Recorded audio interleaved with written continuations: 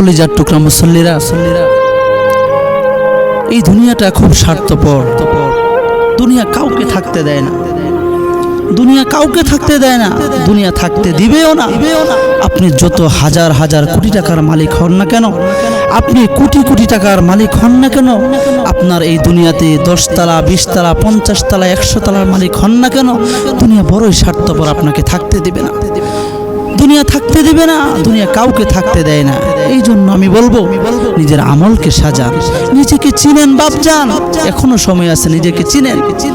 আপনি বলেন আপনি বৃদ্ধ বয়সে ইবাদত করবেন, যেই সময় ইবাদত আপনার কবুল হবে না, আপনি কেন সেই সময় ইবাদত করবেন?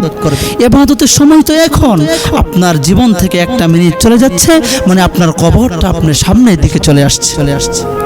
আপনার নিজের জীবন থেকে একটা দিন চলে যাচ্ছে মানে মসজিদের খাটিয়ে আপনার দিকে একদিন সামনে চলে আসছে। আপনি কেন বুঝেন না বাবা? কিভাবে বুঝাইলে আপনি বুঝবেন?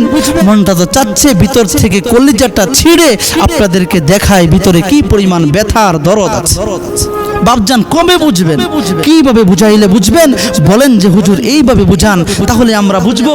আমি সেইভাবে আপনাদেরকে বুঝাইতে প্রস্তুত। যদি বলেন হুজুর পায়ে ধরেন, আপনার পাটা আগায় দেন, খোদার কসম আমার কোনো অহংকার নাই, কোনো কিচ্ছু নাই। আমি প্রত্যেকের পা ধরে ধরে বলবো বাপজান তোমার তো সময় হয়ে গেছে, তোমার জীবন থেকে 10 বছর 20 বছর 30 বছর 40 বছর তো বাপজান চলে গেছে। তুমি কিভাবে তোমার জিন্দগিটা কাটাচ্ছ? তুমি তো হেলাই খেলাই তোমার জীবনটা কাটিয়ে দিচ্ছ। এটাই কি তোমার জীবন? কলিজার টুকরা যুবক, এটাই কি তোমার জিন্দেগি? তুমি রাতভর নাটক দেখবে, তুমি রাতভর সিনেমা দেখবে, তুমি রাতভর কানের মধ্যে হেডফোন লাগিয়ে তুমি হিন্দি গান শুনবে, ফজরের আজান হবে, তোমার নামাজের খবর নাই, পরের দিন সকাল 10টায় উঠবে।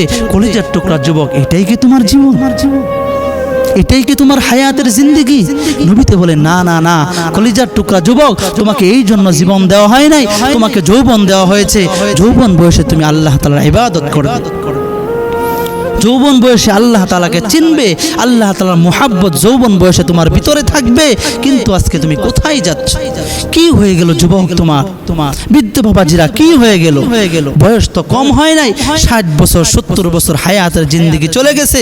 দাড়িগুলো এক সময় ছিল না, আল্লাহ তাআলা দাড়ি দিয়েছেন, তো দাড়িগুলো কাঁচা ছিল, আল্লাহ তাআলা এখন পেকে দিয়েছেন, আর কিছুদিন পরে তো থাকবেন না। এখনো পর্যন্ত আপনি চিনতে পারেন নাই আল্লাহকে, এখনো পর্যন্ত নবীকে আপনি চিনতে পারেন নাই। আর কবে চিনবে? আর কিভাবে বুঝাইলে আপনি চিনবেন? আর কিভাবে বুঝাইলে আপনি বুঝবেন? আর কিভাবে আপনাকে বললে আপনি শুনবেন? আর কিভাবে বললে আপনি মানবেন? মাঝে মাঝে অন্তর ফেটে চিৎকার বের হয়, হাই হাই আমার সামনে আমার একটা ভাই তো সহজ রাস্তা থেকে সে চলে যাচ্ছে। মাঝে মাঝে এত বুঝাই এত কথা বলি, তারপরেও কেন কাজে আসেন? তারপরেও আমার কথাগুলো কেন কাজে আসতেছে না? আর কিভাবে বুঝাইলে আপনারা বুঝবেন বাপজান? আর কিভাবে আমি আপনাদেরকে বুঝাবো? নবীর হাদিস, অসংখ্য হাদিস শোনাচ্ছি, আল্লাহ তাআলার পবিত্র কালামুল্লাহ শরীফ থেকে অসংখ্য আয়াত আমি আপনাদেরকে শোনাচ্ছি যে এই জীবনটা কিন্তু আসল জীবন নয়।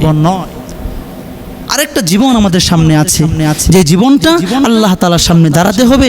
আল্লাহ তাআলা নিজের জীবনের হিসাব আল্লাহ তাআলার সামনে দিতে হবে। সেই হিসাব আমি কি দিব?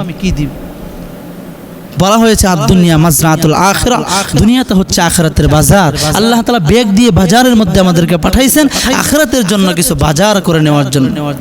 কিন্তু আজকে আমরা দুনিয়া নিয়ে এতই পাগল পাড়া হয়েছি, এতই ব্যস্ত হয়েছি দুনিয়া নিয়ে, শুধু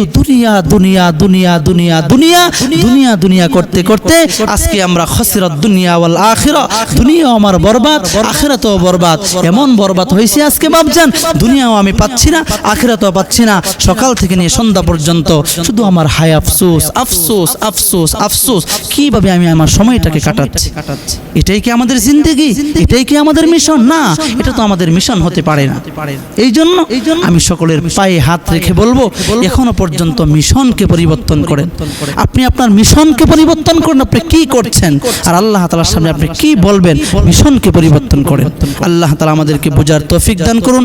সকলেই পড়ি আমিন।